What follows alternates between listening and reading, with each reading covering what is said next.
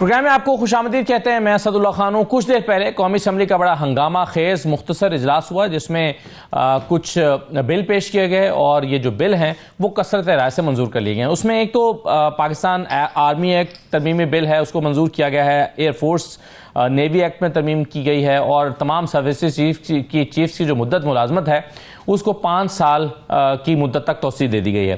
دوسرا, supreme court ججز کی تعداد جو ہے وہ بڑھا کر 34 کر دی گئی ہے اور یہ بل بھی کثرت رائے سے منظور کر لیا گیا ہے.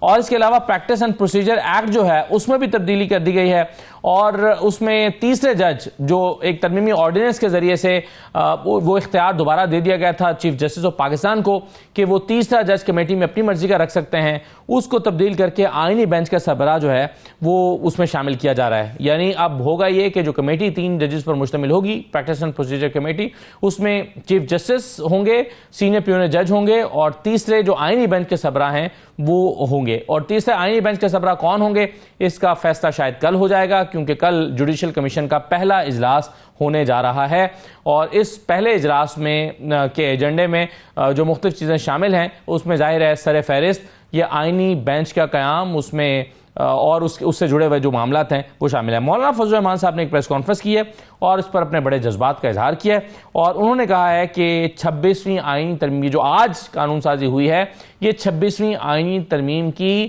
توہین ہے اور انہوں نے کہا ہے کہ ہم اس کے خلاف عوام کے پاس جائیں گے. تو یہ تمام معاملات ہیں جی, اس پر ہم بات کریں گے. ہمارے ساتھ ندیم افضل چند صاحب موجود ہیں, پاکستان پیپلز پارٹی کے سینئر رہنما. بہت شکریہ چند صاحب, خوش آمدید کہتے ہیں آپ کو. حاجی غلام علی صاحب ہمارے ساتھ موجود ہیں, JUI کے رہنما. حاجی صاحب آپ کو بھی خوش آمدید. PTI کا ذرا اس پر لیگل موقف بھی جاننے کی کوشش کرتے ہیں پروگرام میں آگے چل کے. چند صاحب یہ آج بڑی ہنگامہ آرائی میں یعنی بلوں کی کاپیاں پھاڑ دی گئیں, اپوزیشن نے احتجاج کیا اور بہت جلد بازی میں یہ ہو گیا. اگین اس پر کوئی ڈسکشن نہیں ہوئی, کوئی بات چیت نہیں ہوئی. آپ سمجھتے ہیں کہ کیوں مولانا کا اعتراض یہ ہے کہ طریقہ کار ٹھیک نہیں ہے, میں طریقہ کار پہ اعتراض ہے.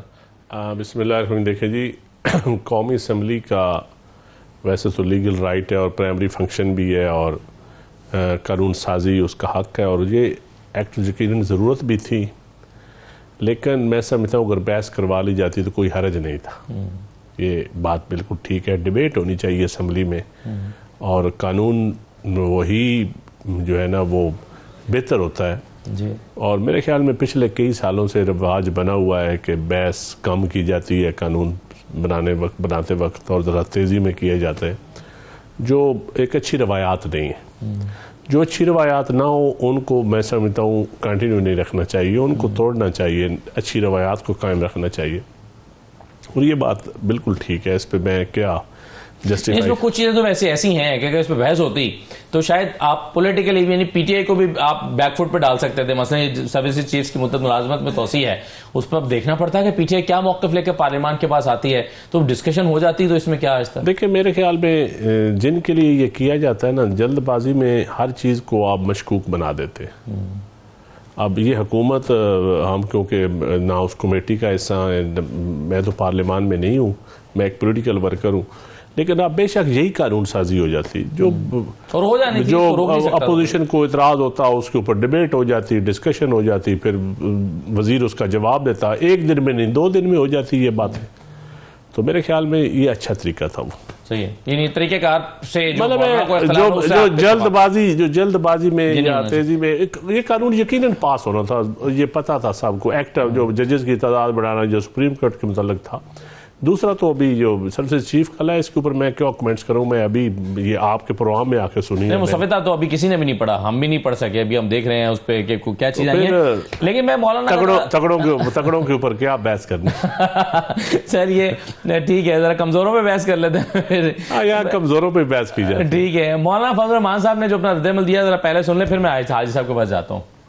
26ویں ترمیم میں حکومت بیٹھے, حکومت سوچے کہ 26ویں ترمیم میں کن کن شقوں کو واپس لینے پر وہ آمادہ ہوئی اور 26ویں ترمیم کے اصل مسودے میں کن شقوں کو واپس لینے پر وہ آمادہ ہوئی ہے. کیا یہ آج کا ترمیمی ایکٹ یہ اس 26ویں ترمیم میں حکومت کی اپنی آمادگیوں کی نفی نہیں کر رہی؟ کیا یہ نیا ایکٹ 26ویں ترمیم کی روح کے منافی نہیں ہے؟ یہ آئین کی توہین ہے, آئین کے 26ویں ترمیم کی توہین ہے, پارلیمنٹ کی توہین ہے, جس نے کہ یہ तो 4 रसूबे पास किया और आज आप उसकी नफी कर रहे हैं। मौलाना ने यह भी कहा कि ये इसका तरीकाकार दुरुस्त नहीं है, इसमें कुछ चीजें अगर ठीक भी हो तो तरीकाकार दुरुस्त नहीं हो, यही चंद साहब भी कह रहे हैं। हाय साहब, ये तौहीन कैसे है 26वीं तरमीम की? कंटेंट इसका जो आज कानून साजी हुई है और 26वीं तरमीम का ये मुख्तलिफ नहीं है, या फिर ये चीजें उस वक्त उस मुसव्वदे से निकलवाई गई थी जो आज पास हुई हैं? बिस्मिल्लाहिर्रहमानिर्रहीम। आपका बहुत शुक्रिया। चूँकि हमारे भाई है, हमसे सीनियर है, उसने भी बहुत ही अच्छे अंदाज में अपने दिल की जो आवाज़ थी वो निकाली। मौलाना फजल रहमान साहब ने जो बताया पूरी कौम आज देख रही है।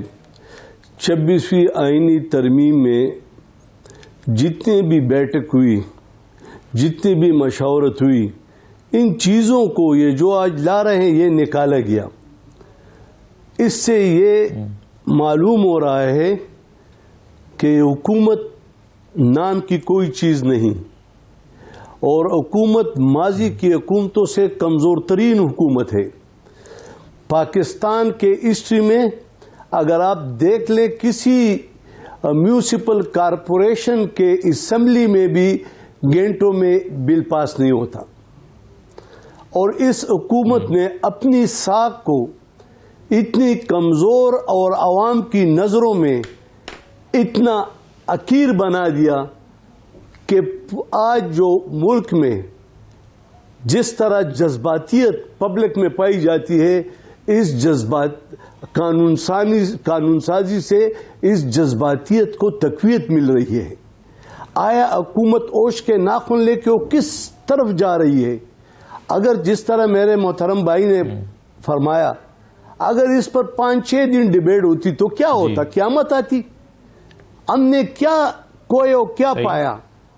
पाकिस्तान के 75-76 साल पूरे होने को हैं और हम दिन ब दिन पीछे की तरफ जा रहे हैं। एक कदम आगे रखते हैं, 2 कदम पीछे की तरफ जा रहे हैं।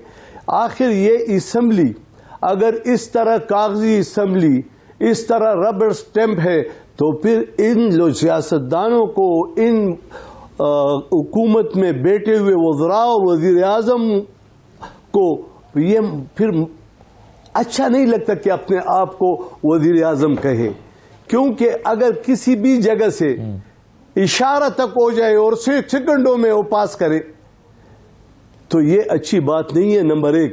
दूसरी मैं ये बात करना चाहता हूं कि ये एक सिस्टम को आग लगाने की तरफ जा रहे हैं, यानी अदलिया के साथ डे टू डे, अब आवर टू आवर आ गया, उसके साथ इख्तलाफात पैदा करना, अपनी मर्जी के नताइज जो इसके मगज दिमाग में है, ये अपने आप को कल अपोजिशन में समझे कि फिर क्या होगा, और कौन ये कर रहा है? ठीक है, क्या ये सब ने ये नहीं भुगता? हमें चाहिए कि इन चीजों से हम बारात का ऐलान करें, और ये इस तरह की कानून साजी, मेरे ख्याल ये अदलिया भी कोई भी जाएगा। आप कह रहे हैं कि आज जो हो रहा है ये कल आप अपोजिशन में जाएंगे तो क्या होगा? बिल्कुल सही है जी। ठीक है भाई साहब, ये इस पर दो तीन आज कानून साजियां हुई हैं।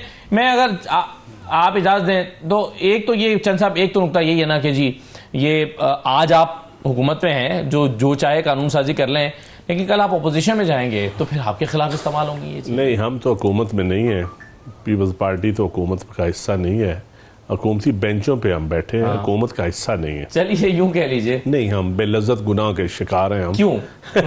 हम हुकूमत का हिस्सा नहीं है, तो खाया पिया कुछ नहीं, गिलास तोड़ा 2 आने। ऐसा तो नहीं हो सकता, इतने बड़े बड़े दिमाग की पीपल्स पार्टी के मेरे ख्याल में बेलज्जत में मुब्तला होंगे। देखिए, अब पार्टी के सीनियर लोग इस लेजिस्लेशन में शामिल हैं, मैं क्या उनसे उस पर कमेंट्स कर सकता हूँ, लेकिन जहाँ तक तल्लक है, मैं समझता हूँ कि अवाम ये जजेस की तादाद बढ़ाना, ये सारी चीज़ें रेलेवेंट है और इनकी ज़रूरत है। इस वक्त जजेस की तादाद बढ़ाने की ज़रूरत है, लेकिन जजेस की तादाद को 34 करना, 18 यानी 17 से बढ़ाकर डबल कर देना, तासुर ये जा रहा है कि ये सुप्रीम कोर्ट में अपने मनपसंद जजेस लाना चाहती है, और पीटीआई का या ऑपोजिशन का इल्जाम भी है। देखिए, मनपसंद जजेस हर दौर में लोग लाए हैं। इससे पहले چیمبرز کے ججز آتے رہے ہیں، اپنی اپنی مرضی کے لوگ لاتے رہے ہیں، لیکن اب جو طریقہ کار ہے اس پہ ڈیبیٹ تو پھر بھی ہوگی، جوڈیشل کمیشن میں ہوگی، اور چیف جسٹس بھی بڑے اچھے بنے ہیں۔ صحیح ہے۔ تو میں سمجھتا ہوں کہ ان سینئر ججز کے ہوتے ہوئے اب کوئی منمانی نہیں کر سکے۔ اچھا چلیں، یہ اور دوسرا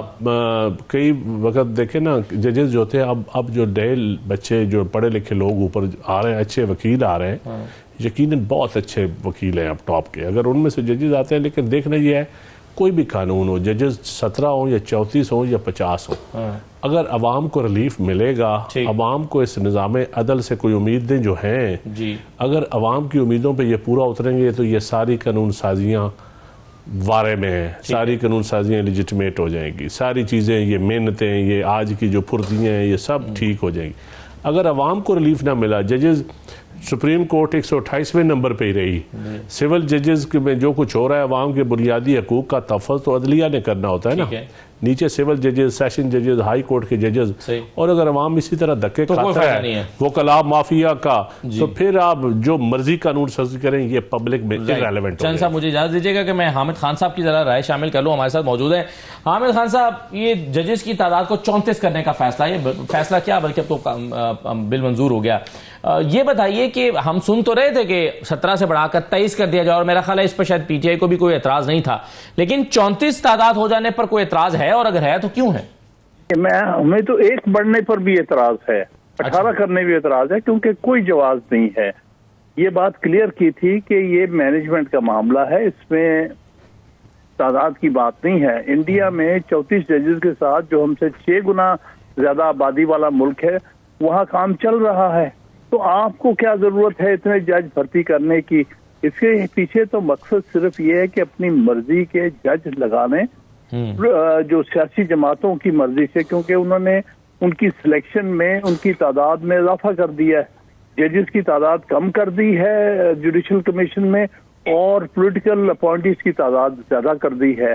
اب ان کی پوری کوشش ہے کہ ہم سپریم کورٹ بھی بھر دیں اور ہائی کورٹ بھی اپنے پولیٹیکل نامنیز سے بھر دیں، تو اس کا تو پیچھے بہت غلط نیت اور بہت افسوسناک۔ نہیں مگر حامد خان صاحب، یہ چند صاحب یہ کہہ رہے ہیں کہ حکومت نے تو جج بھرتی نہیں کرنے نا، جج تو بھرتی کرنے ہیں جوڈیشل کمیشن نے، تو جوڈیشل کمیشن میں انہوں نے اپنے کتنے نمائندے زیادہ بڑھا دیے ہیں۔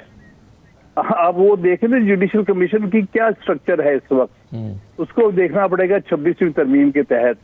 اس میں انہوں نے اپنے نامنیز بڑھا دیے ہیں اور ججز کی تعداد گھٹا دی ہے۔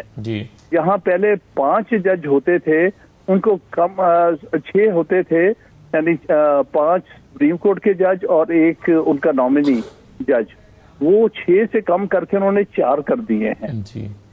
ان کا لا منسٹر بھی اس میں ڈال دیا، اٹارنی جنرل بھی ڈال دیا ہے، حکومتی پارٹی کے 2 پارلیمنٹرین بھی ڈال دی ہیں، اور 2 ان کے نامنی ویمن اینڈ مائنورٹی میں بھی ڈال دی ان کے نامنی، تو اس سے ان کا اس وقت تعداد بڑھا دی ہے۔ اب وہ بالکل اپنے مرضی کے سیاسی نامنی اس کو لگوا دیں گے، تو یہ اس کے پیچھے بدنیتی صحیح ہے۔ لیکن حامد خان صاحب، جب ابھی جو 17 تعداد تھی اس میں اگر فرض کیجئے 7 کا ایک آئینی بینچ بن جاتا ہے، وہ تو اب مختص ہو جائے گا آئینی کیسز کے لیے، تو باقی جو 10 رہ جائیں گے وہ 60,000 پینڈنگ کیسز کے لیے، وہ تو واقعی تعداد تو کم ہی ہو جائے گی نا، پھر کچھ نہ کچھ تو بڑھنا ہی چاہیے تھا۔ آپ کے خیال میں ایسا نہیں ہے؟ میرے خیال میں آپ کو کنسپچولی پتا نہیں کہ آئینی بینچ جو ہوتا ہے وہ ایک لمیٹڈ نمبر آف کیسز صرف اس نے اوریجنل جورسڈکشن کرنے، وہ تو روز اس میں بیٹھنے کی ضرورت ہی نہیں ہے آئینی بینچ کو۔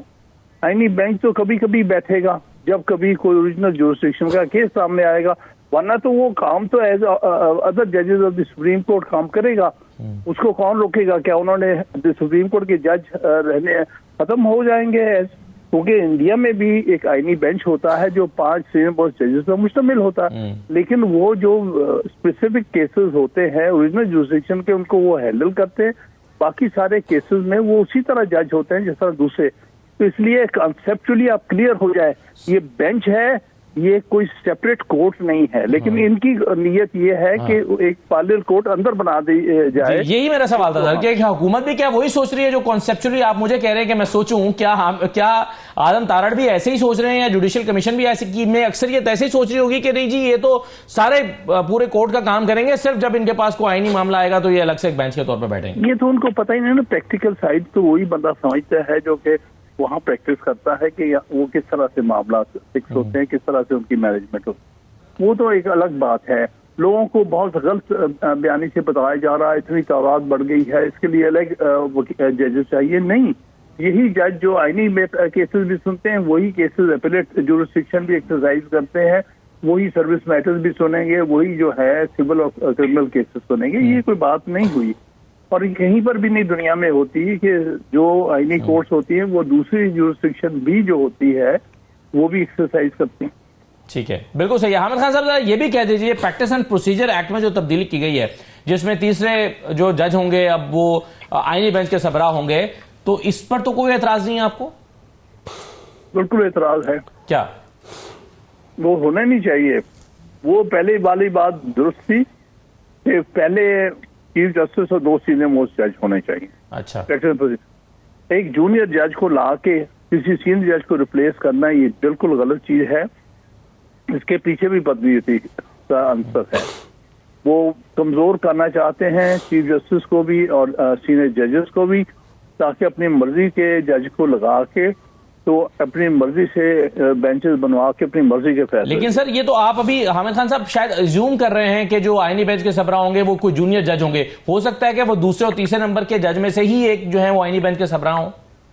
ہاں, وہ اگر میں نے صحیح سنا ہے رانا ثناء اللہ کے اسٹیٹمنٹ, اس نے یہ کہا ہے کہ پہلے 3 میں سے کوئی بھی نہیں ہونا چاہیے. اور میرے نزدیک صرف اور صرف آئینی بینچ پہلے 5 ججز سے مشتمل ہونا, کوئی پک اینڈ چوز نہیں ہونا چاہیے. صرف پہلے چیف جسٹس اور 4 سینئر ججز سے. انڈیا میں یہی ہو رہا اور بالکل سکسیسفلی یہ چل رہا. اسی طرح یہاں ہونا چاہیے کہ اس میں کسی کا انٹرفیئرنس نہیں ہونی چاہیے کہ آئینی بینچ بنانے میں کوئی باہر کا یعنی سپریم کورٹ سے باہر کوئی اشخاص اس میں بتائیں کہ کون سا ہونا چاہیے. یہ سپریم کورٹ کی انٹرنل اٹانومی کے ساتھ بہت بڑا مذاق ہو رہا ہے. آئین کے بالکل تصورات کے خلاف ہے. ان کے آئین کہتا ہے کہ جوڈیشری جو ہے انڈیپینڈنٹ اور جو ہے اٹانومس ہے, اس میں دوسرے جو ہیں آرگنز آف اسٹیٹ انٹرفیئر نہیں کر سکتے ان کی انٹرنل ورکنگ کے ساتھ. انٹرنل ورکنگ کے ساتھ مذاق کرنے کی کوشش ہو رہی. جو ابھی حامد خان صاحب کہہ رہے ہیں وہ کہتے ہیں کہ جی یہ جو جوڈیشل کمیشن آپ نے بنایا ہے 26ویں ترمیم کے تحت, اس میں اس کی کنسٹرکشن اس طرح کیا ہے کہ اس میں حکومت کی تعداد زیادہ ہے. اب اسی نے جب ججوں کو لگانا ہے تو اس کا مطلب یہ ہوا کہ ججز تو پھر وہ اپنی مرضی کے لگائیں گے نا. حکومت کوئی ہر وقت یہی نون لیگ کی حکومت تو نہیں رہنی. حکومت تو کسی کی بھی آ سکتی ہے. ابھی تو 17 ججز یہ لگا جائے گا. ابھی اس سے پہلے آج تک ججز جو لگتے رہے ہیں وہ بھی یقیناً کوئی ٹرانسپیرنٹ طریقے سے تو نہیں لگتے رہے, اور اس ٹرانسپیرنٹ طریقے سے نہیں لگتے رہے تو سپریم کورٹ پاکستان کا عدالتی نظام 128ویں نمبر پہ ہے. یہاں تو آپ کہیں کہ اس سے پہلے بڑا آئیڈیل کام تھا, بہت اچھی آپ کہہ رہے ہیں غلط ہو رہا ہے تو غلط ہونے کا ایک اور یہ طریقہ ہے. نہیں, غلط ہونے کا نہیں, ریفارمز کریں. اب یہ تجربہ بھی ہونے دے. ہو سکتا ہے پولیٹیکلی چلو مان لیا کہ اس سے پہلے چند چیمبرز اور عدالتوں کے جج یہ جج لگاتے تھے, اب پارلیمان کا عمل دخل زیادہ ہوگا, یہ آپ کی بات میں. اس تجربے کو بھی دیکھ تو لیں. اگر پارلیمان کے عمل دخل سے جوڈیشل کا سسٹم اچھا ہو جاتا ہے, نظام عدل ٹھیک ہوتا ہے, تو کیا حرج ہے؟ میں تو سمجھتا تھا کہ پارلیمان کے اندر ڈیبیٹ بھی ہونی چاہیے. پارلیمان کے اندر کوئی نام پوٹ ہوتا ہے, اس پہ میں سمجھتا ہوں سیشن ججز سے لوگ آنے چاہیے جو قانون بنا ہوا ہے, جو 20% یا 40% ہے. اور ابھی یہ بھی ہونا چاہیے تھا مقامی ہائی کورٹ کے چیف جسٹس, مطلب لاہور ہائی کورٹ کا جو چیف جسٹس ہے وہ بلوچستان ہائی کورٹ کا جا کے چیف جسٹس لگے, بلوچستان والا لاہور کا لگے, تاکہ وہاں جو انیشلی ججز اپوائنٹ ہونے کا جو طریقہ کار ہے وہ بھی چیمبرز فیلو نہ آ جائیں. ایک مافیا جو بنا ہوا ہے نیچے آپ جائیں نا ہائی کورٹس کے اندر, کیسے مافیاز کام کر رہے ہیں, کیسے کارپوریٹ گروپ چلا رہے ہیں وکلاء کو, وہی اپنے جج بنواتے ہیں. تو کون سا ٹرانسپیرنٹ طریقہ تھا؟ یہ تو صحیح ہے کہ چلیں اگلی حکومت آئے گی اس نے بھی اسی جوڈیشل کمیشن کے تحت کرنا ہے. اس وجہ سے میں کہتا ہوں کہ پولیٹیکل ان پٹ میں سمجھتا ہوں زیادہ, اور پارلیمان کا عمل دخل زیادہ ہونا چاہیے اور اوپن ہونا چاہیے. اس میں یہ نا مگر ابھی بھی بند کمرے میں رکھا ہے. آپ کے بعد جو حکومت آئے گی وہ تو چلیں اکا دکا جج جو جا رہے ہوں گے ان کو لگا رہی ہوگی. اس حکومت نے لگانے ہیں 17 ججز, بلکہ 18 ججز. قاضی صاحب کی بھی جگہ خالی ہوئی ہے. 18 ججز جب یہ حکومت لگا کے جائے گی, جنہوں نے 8-10 سال رہنا ہے, 11 سال 12 سال رہنا ہے. ہو سکتا ہے یہی اچھے ججز ہوں. ہاں یہ بھی ممکن. یا مجھے دیکھیں جب بابر استار اور طارق جہانگیری لگ رہے تھے, خان صاحب نے مخالفت کی تھی, اچھے جج تھے, آج وہی ان کو ریلیف دیتے تو ہم کہیں کہ وہ حالانکہ ان کے خلاف تھے لگنے کے. یہ کوئی ججز کسی کے نہیں ہوتے. جب ماحول بنتا ہے, جب عدالتی کچھ ٹاک شو دے کے فیصلے کرنے والا زمانہ تو چلا گیا. اب یہ بتائیں ثاقب نثار کا دور آئیڈیل تھا؟ افتخار چودھری جو ججز بھر گیا تھا, افتخار چودھری کی نیت ٹھیک تھی تو ان کو پاکستان کی کرانے والا نیت ٹھیک تھی نہیں تو آج آپ ان کے نہیں دیکھیں ہمیں تو ورگلا لیا گیا نا ریسٹوریشن آف جوڈیشری میں. میں تو اپریشیٹ کرتا ہوں کہ ہم ساری ورگلا لیا گیا یا مجبور کر دیا گیا؟ نہیں, پیپلز لانگ مارچ کرنا پڑا. آصف علی زرداری صاحب کا موقف اکیلے کا ٹھیک تھا. وہ کہتے تھے یہ سیاست کریں گے عدالت میں. وہ میاں نواز شریف اور اشفاق پرویز کیانی کا جو فارمولہ تھا وہ غلط تھا. صحیح. کون کہتا ہے وہ ٹھیک تھا؟ وہ غلط تھا. اور اسی فارمولے کی بھیڑ چڑھی, پیپلز پارٹی بھیڑ چڑھی اس فارمولے کی. بالکل صحیح. اور آج تک عدالتی نظام اس کی بھیڑ چڑھ رہا ہے. ثاقب نثار اس کی پیداوار آیا ہے. جو ادوار آئے ہیں اسی وہ ڈیم وہ سارے یہ اسی کی صحیح ہے. چلے مگر اس کا مطلب دیکھیں ایک بڑا بلنڈر ہوئے لیکن ثاقب نثار کے دور میں کتنے بڑے بلنڈر ہوئے. چلے میں یہ کوئی آئیڈیل دور تھا ثاقب نثار کا؟ عمر طاہر بندیال کا کوئی آئیڈیل تھا؟ بالکل صحیح ہے. آپ دیکھیں کہتے پڑھے لکھے باہر کے پڑھے لکھے کیسے آئیڈیل وکیل تھے. لیکن سر اس میں میں حاجی غلام علی صاحب کی بھی رائے ذرا لوں گا.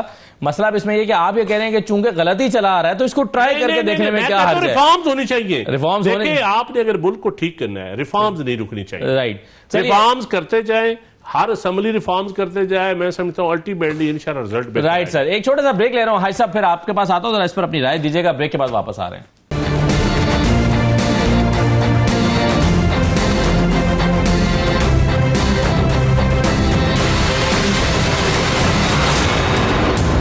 کے بعد آپ کو دوبارہ خوش آمدید کہتے ہیں. حاجی غلام علی صاحب, آپ ابھی گفتگو سن رہے تھے حامد خان صاحب کی بھی, ندیم افضل چند صاحب کی بھی.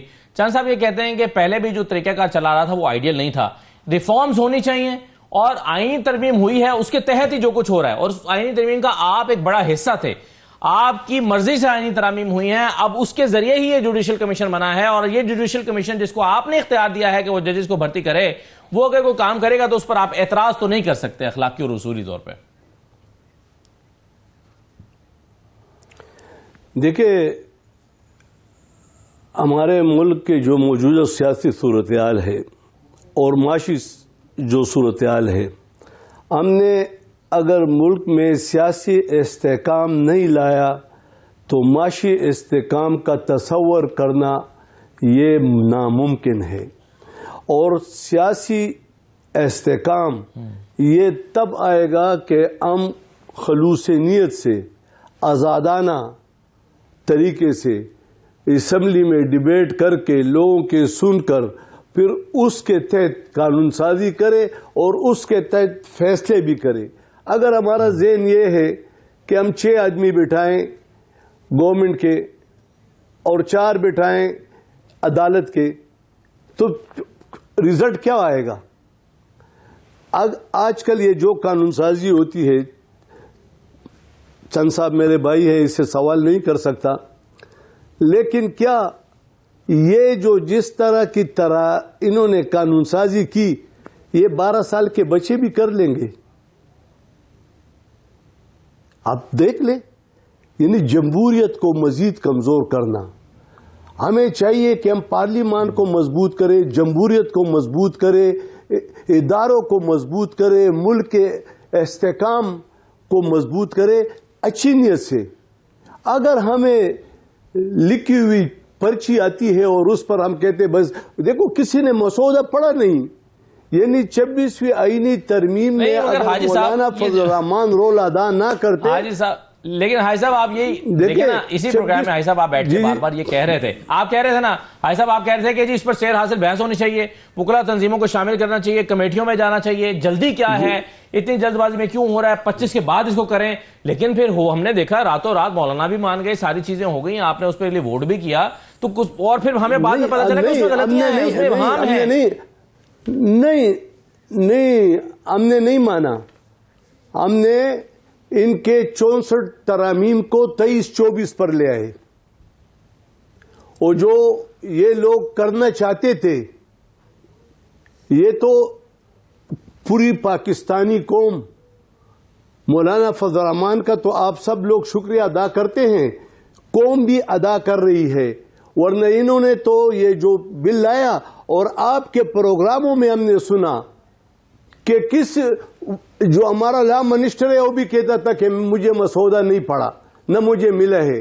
اسحاق ڈار صاحب کہتے تھے کہ مجھے مسودہ نہیں ملا، اور قانون سازی، اور یہ دیکھو تاریخ کا ایک سیاہ ترین دور گزرے گا کہ ہر وقت اجلاس رات کے 12 بجے خود پیپلز پارٹی کا ایک معزز رکن اٹھا اور کہا کہ اگر 1 منٹ بج کر 12 بجے ہو گئے تو اگلے دن ہوگا، اجلاس کو ملتوی کر کے اگلے دن کے لیے رکھ لے۔ اگلے دن مطلب 1 منٹ 12 بجے۔ صحیح۔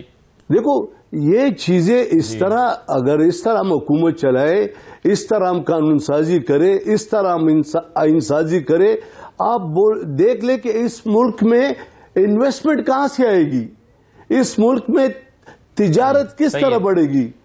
ہمارے اپنے ملک کے میں آپ کو دیکھو، میں ایک بزنس کمیونٹی سے تعلق رکھتا ہوں، میں فیڈریشن کا صدر رہ چکا ہوں، اور ابھی ایک بہت بڑے بزنس مین پینل کا مرکزی سیکرٹری جنرل ہوں۔ یقین کرے کہ روزانہ سینکڑوں کے حساب سے ہمارے صنعت کار باہر جا رہے ہیں۔ آخر ہمیں اس کا بھی سوچنا چاہیے، لیکن حکومت تو کہہ رہی ہے کہ اس میں بالکل ٹھیک ہے سر، لیکن حکومت تو بہرحال کہہ رہی ہے کہ جی معاشی اشاریہ بہتر ہو رہے ہیں۔ نواز شریف صاحب نے بیان دیا ہے کہ چیزیں صحیح سمت میں چل پڑی ہیں، مریم صاحبہ بھی بڑی محنت کر رہی ہیں اور سب کر رہے ہیں، لیکن یہ جو ابھی آپ گفتگو کرتے ہیں چند صاحب، اس میں آپ ذرا ایک دیکھیں نا، ایک چیز کو دیکھیے کہ جب ہم ایکٹ منظور کرتے ہیں، یہ قانون سازی ہوتی ہے، تو اس میں اگر کوئی غلطی ہو گئی، اب جیسے پریکٹس پروسیجر تھا، اس میں آپ حکومت کو لگا کہ نہیں یار یہ ٹھیک نہیں ہوا، اس میں یوں کر لیں، آج پھر تبدیلی ہوگی، لیکن جب آئین ترمیم میں اس پر تو 1000 دفعہ سوچنا چاہیے بیٹھ کے کہ اس میں کوئی غلطی ہو گئی تو دوبارہ 2/3 اکثریت پوری کرنا بڑا مشکل ہو جائے گا۔ دیکھیں، جہاں تک آپ کا سوال ہے نا کہ بحث ہونی چاہیے یا پراپر ایک طریقہ کار، اس میں تو کوئی آپ کو اختلاف نہیں، اس پہ کیا، لیکن یہ ہوا نہیں۔ میں تو ایک دفعہ پارلیمان کا حصہ رہا ہوں، پارلیمان کی جو اچھی روایات ہیں ان میں سے ایک اچھی روایت یہ ہے کہ ڈیٹیل ڈسکشن ہونی چاہیے، پارلیمان میں ہر ممبر کو بولنے کا موقع ملنا چاہیے، کوئی چیز بلڈوز نہیں ہونی چاہیے، لیکن انفارچونیٹلی پچھلی 2-3 اسمبلیوں میں ہم دیکھ رہے ہیں کہ چیزیں، روایات کو اچھی پروان نہیں چڑھ رہی۔ اس پہ تو میں کیسے کہہ سکتا ہوں کہ یہ جی ڈیبیٹ نہیں ہونی چاہیے، ڈیبیٹ ہونی چاہیے، کیوں نہیں ہونی چاہیے؟ اور اس کے نتیجے میں آپ یہ بھی مانتے ہیں کہ ایسا ہوا ہے کہ اس میں کچھ ابہام رہ گئے ہیں؟ دیکھیں، جہاں تک ابہام کا تعلق ہے، دیکھیں کوئی بھی قانون ہے نا جی، دیکھا جاتا ہے کہ اس کے پیچھے اگر نیت اچھی ہوگی یا قانون عوام کو ریلیف دے گا، کوئی ایسا قانون جو عوام کو ریلیف دے گا، جو ملک کو بنیادی چیزیں مضبوط کرے گا، ملک میں اچھی قدریں قائم کرے گا، ہم اچھا ڈیلیور کریں گے، گورننس بہتر ہوگی، تو وہ قانون اچھا ہوتا ہے۔ تو جس میں بدنیتی اسی میں شامل ہوتی ہے جس میں گورننس بہتر نہ ہو، پرسن سپیسیفک نہ کوئی قانون ہو، کنفلکٹ آف انٹرسٹ نہ ہو، اگر یہ چیزیں ہوں گی تو پھر اس کو ہم بہتر قانون سازی نہیں کہہ سکتے۔ اور 26ویں ترمیم کے بارے میں آپ کی کیا رائے ہے؟ دیکھیں، 26ویں ترمیم میں سمجھتا ہوں بہت ساری چیزیں اس میں بہتر ہوئی ہیں، اور پولیٹیکل کنسنسس، اتنی ڈیبیٹ، پیپلز پارٹی نے تو فل کوشش کی ہے ڈیبیٹ کرنے کی، بارز کے اندر، پارلیمان کے اندر، سول سوسائٹی کے اندر، ہر جگہ پہ ہم نے بحث کری۔ چیئرمین بلاول نے، دیکھیں سوائے پیپلز پارٹی کے، یہاں پھر مولانا کو ہم نے انگیج کیا، مولانا صاحب کے ساتھ بحث مباحثہ ہوتا رہا، ایک سوسائٹی کے اندر ہم نے ڈیبیٹ کی، پارلیمان میں اور زیادہ بحث ہونی چاہیے تھی۔ یہ پورشن کا جواب کوئی حکومت دے سکتی ہے، میں نہیں دے سکتا، ٹھیک، یہ میرا کام نہیں ہے۔ لیکن آپ کہہ رہے ہیں کہ اتنی بحث ہوئی، ڈسکشنز ہوئیں، لیکن اس کے نتیجے میں جو مسودہ پاس ہوا ہے اس میں خود کامران مرتضیٰ جو اس کا حصہ تھے، اس سے 10 سوالوں کے جواب میں وہ کہتے ہیں کہ ہاں یہ ابہام موجود ہے، ہمیں نہیں پتا یہ کیسے ہوگا۔ دیکھیں، ابہام جو بھی ہیں وقت کے ساتھ ساتھ دور ہو جائیں گے، یہ ہر وقت کوئی ایسا ماحول نہیں رہنا ہوتا، دور چینج ہو جاتے ہیں، وقت کے ساتھ چیزیں ابہام، دیکھیں 18ویں ترمیم ہوئی، کہیں ابہام آج تک ہیں، کہیں حل ہو گیا، کہیں بڑی اچھی چیزیں ہو گئیں، کہیں آج تک اس میں اس کسی امپلیمنٹ نہیں ہو سکی۔ اس سے پہلے جو ترمیم تھی، 19ویں ترمیم جو افتخار چودھری نے کی، آج ہم سارے کہہ رہے ہیں وہ غلط کروائی گئی۔ اسی طرح جب وقت گزر جاتا ہے پھر تاریخ سامنے آتی ہے۔ مولانا کہہ رہے ہیں، اگرچہ مولانا کے ساتھ مشاورت ہوئی اس میں، لیکن اب وہ آج کی قانون سازی کے بعد کہہ رہے ہیں سڑکوں پر نکلیں گے، عوام کے پاس جائیں گے، غصے میں بہتر نہیں تھا کہ اس میں بھی مولانا سے ایک سیٹنگ کر لیتے ہیں؟ دیکھیں، پیپلز پارٹی تو مولانا صاحب سے بیٹھ کے ہم بات چیت کریں گے، اور ہم تو، ہماری خواہش ہوگی کہ ہمارے جو اتحادی ہیں جن کے ساتھ چیئرمین بلاول نے اس سے پہلے یہ پارٹی نے انگیج کیا، ہم دوبارہ ان کو انگیج کریں، اور ان کا جو اختلاف ہے یا ان کی جو سوچ ہے وہ حکومت کے سامنے رکھیں. اور یہ پہلے ہوتی تو میں سمجھتا ہوں ہاں پہلے ہونی چاہیے, اس میں کوئی شک نہیں, پہلے ہونی چاہیے تھی. آپ کی یہ بات میرا خیال ہے حاجی صاحب کے لیے بھی اطمینان کا باعث نہیں, ہوگی. یہ بات ٹھیک ہے, مگر جن کے ساتھ آپ نے جس نے آپ کی ترمیم کو ووٹ دیا ہے, جب بنیادی ترمیم میں آپ ان کو خدشات آپ نے دور کیے ہیں, تو جب ایکٹ آف پارلیمان آپ بناتے ہیں, ترمیم کے نیچے ایکٹ آتا ہے نا, تو اس میں بھی ان کو سننا چاہیے تھا. بہت شکریہ چند صاحب پروگرام میں شرکت کرنے کے لیے. حاجی غلام صاحب آپ کا بھی بہت شکریہ. ایک چھوٹا سا بریک لیتے ہیں, بریک کے بعد واپس آتے ہیں, امریکی انتخابات پہ بات کریں گے, ہمارے ساتھ رہیے. کہتے ہیں امریکی انتخابات میں اب ایک دن باقی رہ گیا ہے. کملا ہیرس اور ڈونلڈ ٹرمپ کے درمیان سخت مقابلے کی توقع کی جا رہی ہے. فائنلی سمجھا جا رہا ہے کہ سوئنگ سٹیٹس فیصلہ کریں گی. معمولی برتری سروے میں, جو تازہ اور حالیہ سروے ABN نیوز کا آیا ہے, اس کے مطابق جو ہے وہ معمولی برتری کملا ہیرس کو حاصل ہے, لیکن یہ کن وجوہات کی بنا پر ہے. اور ڈونلڈ ٹرمپ جن کو کچھ عرصہ پہلے فیورٹ سمجھا جا رہا تھا, اور کملا ہیرس جو سمجھا جا رہا تھا کہ شاید وہ کچھ پیچھے ہیں, انہوں نے کم بیک کیسے کیا ہے. تو تمام جو فیکٹرز ہیں اس وقت امریکن الیکشنز پر جو اثر انداز ہو رہے ہیں, اور سب سے اہم سوال پھر یہ ہے کہ ان میں سے کون سا امیدوار ہے جو صدر بننے کے بعد پاکستان کے لیے زیادہ موزوں ہو سکتا ہے, یا پاکستان کس صدر سے زیادہ امیدیں وابستہ کر سکتا ہے. ان تمام سے ہم بات کریں گے. اویس توحید صاحب ہمارے ساتھ موجود ہیں, سینئر صحافی ہیں, واشنگٹن سے ہمیں جوائن کر رہے ہیں. بہت شکریہ اویس صاحب, خوش آمدید. انور اقبال صاحب ہمارے ساتھ موجود ہیں, آپ بھی سینئر صحافی ہیں اور ہمیں واشنگٹن ہی سے جوائن کر رہے ہیں. انور صاحب آپ کا بھی شکریہ, آپ کو بھی خوش آمدید کہتے ہیں. اویس توحید صاحب, کیا ہم امریکی تاریخ کے سخت ترین مقابلوں میں سے ایک مقابلہ اسے کہہ سکتے ہیں؟ جی اسد, بہت شکریہ پروگرام کی میں شرکت کے لیے. اور انور اقبال صاحب بھی موجود ہیں, کیا بہت ہی سینئر اور جید قسم کے صحافی ہیں, بڑی گہری نظر رکھتے ہیں. جو یہاں پہ واشنگٹن اور امریکہ میں جو اسٹریٹجسٹ ہیں, اینالسٹ ہیں, ان کا ماننا ہے کہ کنٹمپرری ہسٹری کے اندر صدارتی جو انتخابات ہیں اس میں یہ کاٹھے کا مقابلہ ہے, نیک اینڈ نیک ہے.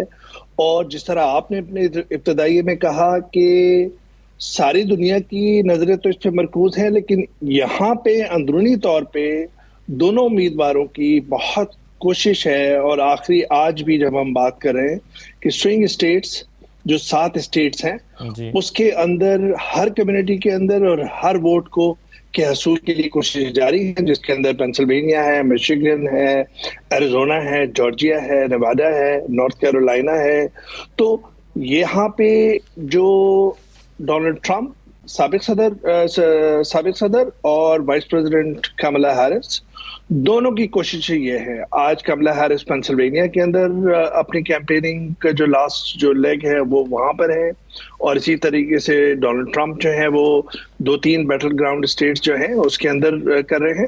لیکن ماننا یہ ہے, اگر آپ اسد یہ پوچھیں کہ جو سیاسی حساب کتاب پہ نظر رکھتے ہیں, ان کا ماننا یہ ہے کہ جو بھی امیدوار, اتنا کاٹے کا مقابلہ ہے کہ جو بھی صدارتی امیدوار ان 7 اسٹیٹس میں سے 4 میں سے برتری حاصل کر لے گا, تو کبھی امکان ہوگا کہ وہ اگلا امریکہ کا صدر اور یا 47واں صدر منتخب ہو سکتا ہے. تو بہت کاٹے کا مقابلہ, پوری دنیا کی نظریں مرکوز, چاہے وہ یوکرین کی جنگ ہو, چاہے وہ مشرق وسطیٰ کے اندر جنگ کے شعلے ہوں, یا پھر جنوبی ایشیا ہو.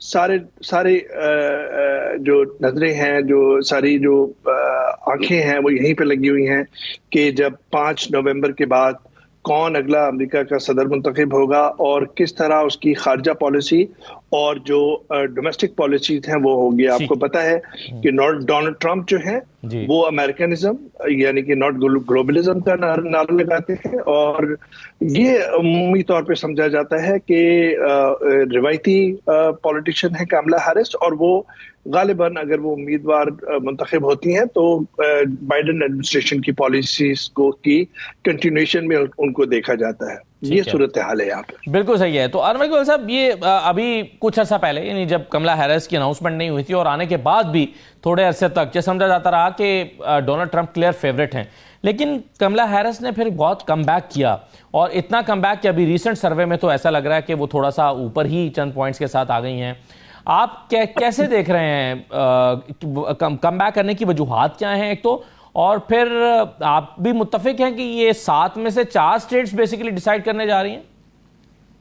جی، سب سے پہلے تو آپ کا شکریہ موقع دینے کا. دیکھیں، پرسوں سے یہ کہنا شروع کیا لوگوں نے کہ اب کملا ہارس جو ہے وہ تھوڑا سا اوپر جا رہی ہیں. وہ اس کی وجہ یہ ہے کہ آئیوا ایک اسٹیٹ ہے جو کہ کافی عرصے سے ریپبلکن اسٹیٹ سمجھی جاتی ہے. وہاں جو لیٹسٹ سروے آیا ہے اس کے مطابق ان کا پلہ بھاری ہے، ذرا سا اوپر ہے. لیکن میں یہ ساری جتنے بھی سرویز آ رہے ہیں، جتنی اوپینین پولز آ رہی ہیں، ان ساروں کو میں بہت زیادہ اہمیت دینے کو تیار نہیں ہوں.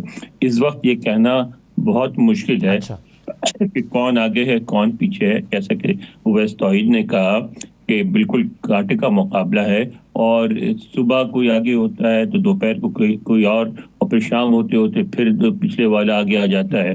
اس میں بہت سارے فیکٹرز ہیں، اور اس وقت آپ اس سے اندازہ لگائیں اس ریس کی کہ کلوزنس کا، کہ مسلمان کل آبادی کا صرف 1.2% ہیں، اور ان میں سے بھی آدھے ووٹ نہیں ڈالتے. لیکن اس کے باوجود اس دفعہ مسلمانوں کے ووٹ کو بہت اہمیت دی جا رہی ہے، کیونکہ معاملہ آ کے رہ گیا کروشل اسٹیٹس پہ. کروشل اسٹیٹس میں سے جو مشیگن ہے وہ پہلے ڈیموکریٹس کی ہوتی تھی، کیونکہ عرب ہیں وہاں بڑی تعداد میں، وہ ووٹ ڈالتے تھے. 2-2.5 لاکھ عرب ووٹس ہیں. لیکن اس دفعہ جو ہے وہ عرب بھی ڈیوائیڈڈ ہو گئے ہیں، کچھ اب بھی ڈیموکریٹس کے فیور میں ہیں، اور کچھ جو ہے ڈونلڈ ٹرمپ کی طرف چلے گئے ہیں. تو وہاں بھی کچھ کہنا مشکل ہے. اور پھر آپ کو یہ پتہ ہے کہ امریکہ میں ایک بات اور ہی ہوتی ہے کہ جو پاپولر ووٹ ہوتے ہیں وہ اتنا میٹر نہیں کرتے. مثلا ہیلری کلنٹن جب ہاری تھی ڈونلڈ ٹرمپ سے تو اس وقت ان کے 3 ملین ووٹ زیادہ تھے. لیکن یہاں ہر اسٹیٹس میں آپ کو جیتنا پڑتا ہے، یعنی جو ٹوٹل 358 الیکٹرل کالج کے ووٹس ہیں ان میں 200 لانے پڑتے ہیں. تو وہ اس میں یہ ہے، اس کی جیسے چھوٹی چھوٹی پاکستان میں ایک جو شکایت ہوتی ہے کہ 65% ووٹ پنجاب کا ہے، پنجاب جس کو ووٹ دیتے وہ جیت جاتا ہے. اس کو کاؤنٹر کرنے کے لیے انہوں نے سسٹم بنایا ہے تاکہ چھوٹے صوبوں کی بھی اہمیت رہے. تو اس میں پھر بات ساری آگے ٹک جاتی ہے 5-6 اسٹیٹس پہ. اس دفعہ اس میں ایریزونا ہے، اس دفعہ اس میں مشیگن ہے، اس دفعہ اس میں وسکانسن ہے، پنسلوینیا ہے. اب ان میں سے جو بھی 103 ان کے ووٹ بنتے ہیں سارے ملا کے، 103 ووٹوں کی جو اکثریت اس میں لے جائے گا وہ صدر بن جائے گا. صحیح ہے. تو انور صاحب یہ بتائیے کہ جو پاکستان کے پرسپیکٹو میں ہم دیکھتے ہیں، بہت سارے لوگوں کا یہ خیال تھا، اور میں اگر غلط نہیں ہوں تو مشاہد حسین سید صاحب نے یہ بات کرنا شروع کی تھی کہ جب ٹرمپ پریزیڈنٹ بنیں گے تو عمران خان چھوٹ جائیں گے، رہا ہو جائیں گے، اور تحریک انصاف کو اس کا بڑا فائدہ ہوگا. اب ہم مختلف طرح کے سرویز پڑھتے ہیں تو ایسا لگتا ہے کہ نہیں، اب امریکہ کی خارجہ پالیسی سے ٹرمپ کے جو ہے اس پر وابستہ نہیں ہے، اور ایسا نہیں ہے کہ ان کے آنے سے آل ٹوگیدر پاکستان کی صورتحال تبدیل ہو جائے گی. لیکن یہ جو کچھ پی ٹی آئی کے لوگوں کی پاکستان میں یا پاکستانیوں کی کچھ توقعات ہیں، آپ ان کو کتنا حقیقت کے قریب سمجھتے ہیں؟ دیکھیے، میں آپ کو ایک بات بتاتا ہوں. جب آپ چھوٹی مائنورٹی ہوتے ہیں نا، بہت چھوٹی مائنورٹی، اور پھر آپ جہاں سے آئے ہوتے ہیں، آپ کی دلچسپی اب بھی اس ملک کی پالیٹکس میں ہوتی ہے، تو پھر آپ یہ چاہتے ہیں، اور آپ ایک بڑے ملک میں ہوتے ہیں جس کا دنیا کی سپر پاور ہے، جس کا انفلوئنس ہے آپ کے اپنے ملک میں، تو آپ چاہتے ہیں کہ وہ انفلوئنس جو ہے آپ کسی طرح اپنے فیور میں استعمال کریں. اور اس میں کچھ شبہ نہیں کہ اگر میں یہ کہوں کہ ایسا نہیں ہے تو میں جھوٹ بولوں گا کہ امریکہ میں رہنے والے پاکستانیوں کی ایک بہت بڑی تعداد، بلکہ میں کہوں گا اکثریت، عمران خان کے ساتھ ہے.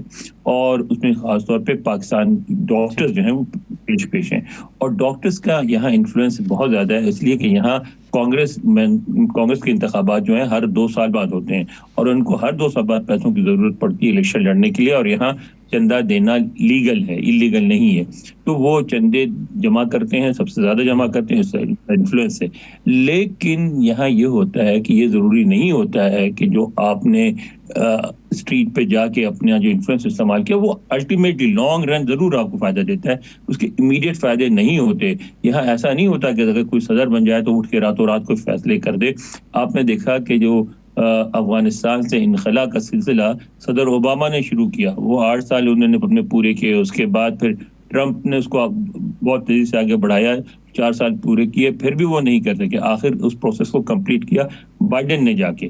تو یا اگر عمران خان کے فیور میں کوئی فیصلہ ہوا بھی تو اس فیصلے میں سب سے زیادہ جو بات جس کی مانی جائے گی وہ اسٹیٹ ڈپارٹمنٹ کی مانی جائے گی، پھر پینٹاگون کی مانی جائے گی. یہاں ایسا نہیں ہوتا کہ اسٹیٹ ڈپارٹمنٹ کو اگنور کر دیا جائے، یہاں ایسا نہیں ہوتا کہ دفتر خارجہ کا بندہ ایک فائل لے کے گیا اور صدر نے اٹھا کے اس کے منہ پہ مار دیا، جو ہمارے یہاں ہو سکتا ہے. یہاں ایسا نہیں ہوتا، اس کی بات کا ایک وزن ہوتا ہے، اس کو سننا پڑتا ہے. صدر بھی مجبور ہوتا ہے کیونکہ اگر وہ بات باہر میڈیا میں آ جائے تو وہ صدر کی بہت بدنامی ہوگی. تو میں سمجھتا ہوں کہ اس وقت کا مطلب جہاں تک جو انتخابی عمل ہے اس میں پاکستان کا ذکر نہیں ہے. پاکستان اس دفعہ فیکٹر نہیں ہے ان انتخابات میں. تو پاکستان پہ اگر کبھی گفتگو ہوگی بھی تو اس کو ہوتے ہوتے بھی سال گزر جائے گا، اس لیے کہ جنوری میں جا کے حکومت بنے گی، اس کے بعد پھر وہ لوگ نامزد ہوں گے، پھر ان کی کنفرمیشن کا ایک سلسلہ شروع ہوتا ہے، اس کے بعد سب چیزوں سے فارغ ہو کے پھر ان کی توجہ جائے گی پاکستان جیسے مسائل پہ. تو میں نہیں سمجھتا کہ فوری طور پہ عمران خان صاحب کو کوئی فائدہ ہوگا. ٹھیک، بالکل صحیح ہے. تو اویس بھائی صاحب، اب ظاہر ہے ٹرمپ کی ایک پالیسی رہی ہے امیگرینٹس کے حوالے سے، اور آج بھی ان کا نعرہ سب سے جو پاپولر نعرہ ہے وہ یہی ہے، اور وہ آج بھی سمجھتے ہیں کہ بارڈرز سے لاکھوں کی تعداد میں کرمنلز امریکہ میں آ رہے ہیں جن کو روکنا ہوگا. امیگرینٹس کے حوالے سے ایک خاص پالیسی ہونے کی وجہ سے کیا جو مسلم کمیونٹی ہے وہاں پر کیا وہ کوئی خاص نقطہ نظر رکھتی ہے ٹرمپ کے حوالے سے؟ نہیں، مسلم اوور آل مسلم کمیونٹی کسے سپورٹ کر رہی ہے، ڈونلڈ ٹرمپ کو یا کملا ہیرس کو؟ دیکھیے، مسلم کمیونٹی جیسے انور اقبال صاحب نے کہا کہ بٹی ہوئی ہے، کچھ مخمصے کا شکار ہے مشرق وسطیٰ کی صورتحال کو لے کے، پھر امریکہ کی اسرائیل کی پالیسی کو لے کے، خاص طور پہ جس طرح ذکر کیا انور نے مشیگن کے اندر جہاں پہ پیلسٹینین امریکنز ہیں، عرب امریکنز ہیں، لیبنان کے بہت بڑی اکثریت وہاں پر ہے جو امریکہ میں مقیم ہے. تو ان کا جو کنفیوژن کا شکار ہے یا مخمصے کا شکار ہے، تو ووٹ پٹا ہوا نظر آتا ہے. کوئی اس کے ساتھ تو نہیں کہہ سکتا کہ جی کہاں پہ جائے گا.